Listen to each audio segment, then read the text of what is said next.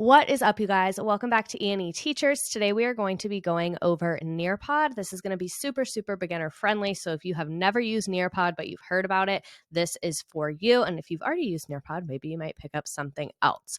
So I have been using Nearpod since 2019. I absolutely love Nearpod. I use it pretty much every single day for my whole group instruction.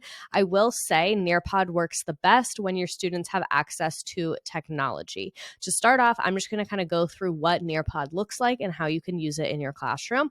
I have only ever taught history, so that's the example I'm going to be showing you. So basically what this is it's a way to have a PowerPoint, but instead of just making it you reading it to the kids or the kids reading it themselves, it makes it much more interactive. So I'm just going to go through what a Nearpod looks like, and then I will show you how you can make one very easily. So this is just as an example, starting a new unit of the 1920s. This is just like a little graphic from my old textbook. So as the teacher, you clicked next, and then the slide moves next on the kids' slides as well. So that way they can't be like navigating within the PowerPoint. You are controlling their screen. So this is what's called a collaborate board. New topic, the 1920s. What do you already know about the 1920s? Find a photo. Students can search and add photos. Sorry, I'm so bad at typing when people are looking. I really picked the correct career. Be careful with the topics you pick. It does filter out like explicit images, but as you can see, 1920s has the flapper fashion going on. It's not perfect. So they can add in pictures or they can add in text. I know about, again, the typing, the great Gatsby. Couldn't spell that to save my life. And then all the kids' answers come up here. They can like each other. They can reply to each other. It's a fun time. You can also control it so where you have to approve the post before they go on. So if you have students that like to kind of say some things that maybe you don't want everyone to read, yay, we all answer our question, then we can move on. You can embed images and text just like you can in a regular PowerPoint. You can choose the themes and all of that stuff. A little bit about the pandemic of 1918. We can read that. Then we moved on to calling, why is it called the Spanish flu? We look at some pictures. So like I said, I use this in a whole group setting. Then I have another one of these collaborate board questions. This is another feature I really like, the open-ended questions, because you can put a stimulus there. So this is a graph about the Spanish flu and social distancing and the flu deaths, two cities compared to each other. Using the graph provided, explain the difference between the death rates in St. Louis and Philadelphia and why there is such a big difference. So this is just kind of so you can see examples of how you would use this. There's tons of other features within Nearpod. And then you can see this is the student end, what they see. If you click the teacher end, you can embed timers and all of the students' answers will come up. So at the end of the timer, it like closes it and then we can move on. And then again, more slides. I just kind of wanted to show you an example of what Nearpod looks like. So let's look at how you make one. So this is my Nearpod. I've created things into folders. You can feel free to do that or not do that. They also have a ton of their own lessons in here. Maybe I'll make another video on that another day. But to make a Nearpod, you just click create and then lesson. So it says, I'm going to X out of this. I'm in their old design version. I like the old version better, but on most school accounts, you'll be in what looks like this. This is what I have in my school account. I have this account from like the YouTube land. That is just a personal account, but this is what you will see. And then I'm going to show you the very easy way that you can upload your own slides, because I know a lot of people's hesitation with Nearpod is they're like, well, I already have all these PowerPoints. I don't want to start from scratch. So this is a Google slide that I have. You could also, why did I disappear? This is a Google slide that I have. You could also do like a Microsoft PowerPoint. I just use Google a little more often. So I'm just going to download this as a PDF. You can see it'll pop into my downloads right up here.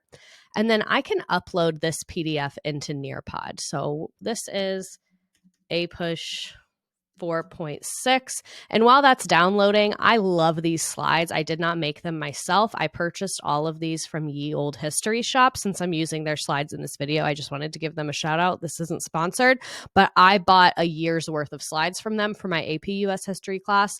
Absolutely love the slides. Everything's really well put together, very organized, 10 out of 10. But anyway, back to making our little Nearpod lesson here. So again, I'll show you this from the beginning so you can see. All you do is click create, lesson, and then it'll pop you right here. You can click on this button right here. It has a little arrow that says upload files. all I'm going to do is drag my slides into here and click individual slides. That's how it'll turn it into a PowerPoint. We're going to awkwardly wait for a moment here. You can see it says file processing. So we will just sit here and wait. Hope everybody's having a great day. There we go.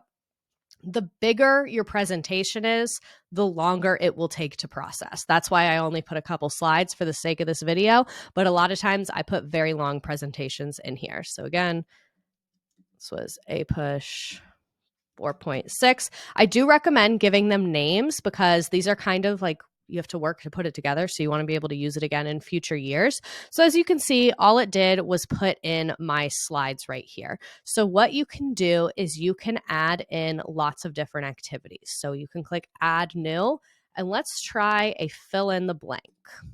So you can just type in fill in the blank and click right here. What I do is I keep the original slides open in a new tab so that I can just copy and paste and make my life very easy. So I just copied the text. Now I'm going to paste it. And then I want the students to fill this in by, we'll do 4% immigration, 19th century. Boom. I'm going to click preview so you can see what this is going to look like to the students. So what you'll be doing, you're teaching, you'll be like, in the first 3 decades of the 19th century, immigration only contributed a little bit to the American population. But by 1830, immigration, I'm sure you just saw that lovely ad of an email, immigration made up 4% of the population. And then boom, make sure they're paying attention. The students drag and drop. I'm going to show you what it looks like when they get it wrong because I love that it shows them and gives them the opportunity to correct.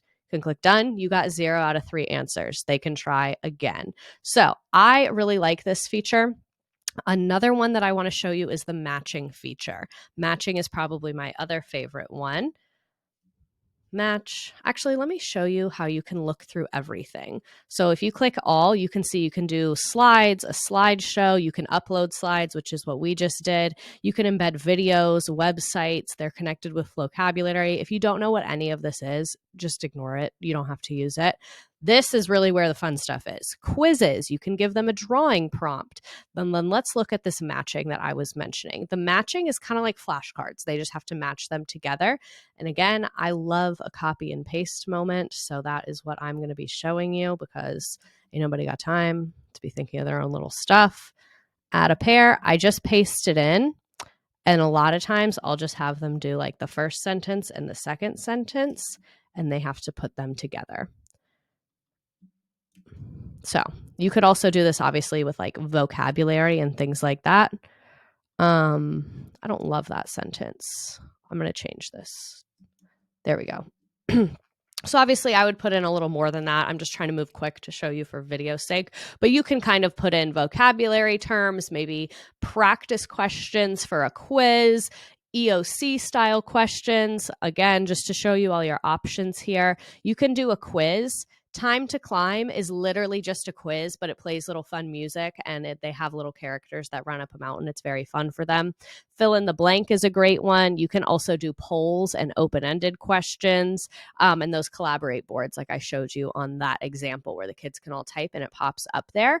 So I just kind of wanted to show you how you can upload slides and then embed some things in. Got it. And I always like to end every Nearpod, since I do use this for whole group, with the poll question. So I just put something like, how are you feeling about what we learned today? So confused. Pretty good. Great. So once you have everything put together, you're like, yes, I'm happy with it. You can give it a second, and then that save button will pop up. It's always saving automatically, but to exit this screen, you hit save and exit. And then a lot of my Nearpods are from like other videos I've done outside of education. So ignore the fact that there's things about TV shows. But when you want to use this in class, you can click live participation. And then that's how your students join. They just go to join.nearpod.com. They don't have to create an account or anything like that. I know a lot of schools are funny about kids creating accounts on Nearpod. They don't have to. So let me show you what it looks like for students. They go to join.nearpod.com. I'm going to copy this code just so I don't have to type it in or don't have to switch back again. Join.nearpod.com. I don't know why my little face disappeared again. They enter the code, and then it'll ask them for their name, misredacted, boom. So this is what the kids see. This is what you will see. You see how we have the buttons as the teacher? They don't have buttons. We control their slides. So I hope that this was helpful. I absolutely love Nearpod. If you have any other questions about Nearpod or any Nearpod features you want to show, feel free to reach out to me in the comments section. And I hope that you enjoy this and enjoy using Nearpod.